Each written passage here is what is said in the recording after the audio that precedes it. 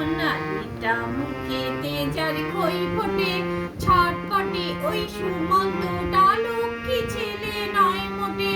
ফুটফুটে ওই সোনালিটা মুখেতে যার খই ফোটে, ছটপটে ওই সুমন্তটা লক্ষ্মী ছেলে নয় মোটে। সেদিন ওরা বলল হঠাৎ, আজকে আমরা পড়বো না। সারাটা মাস বর্ষা কেন, একদিনও কি ভিজবো না? এমন ধারা দর্শিপনার ওরা ভারী জীবন্ত, সোনালি আর সুমন্ত। ছোট্ট একটি মিষ্টি মেয়ে, নামটি সোনালি, আর একটি দুষ্টু ছেলে, নামটি যে তার সুমন্ত। ওরা ভারী দুরন্ত।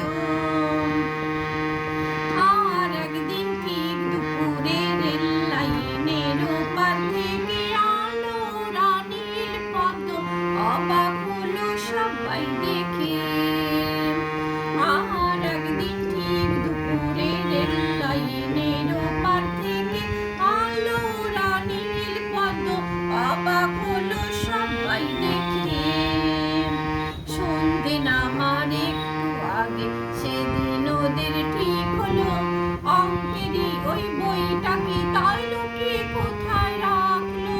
সন্ধে নামার একটু আগে সেদিন ওদের ঠিক হলো, অঙ্কেরই ওই বইটাকে তাই লুকিয়ে কোথায় রাখলো।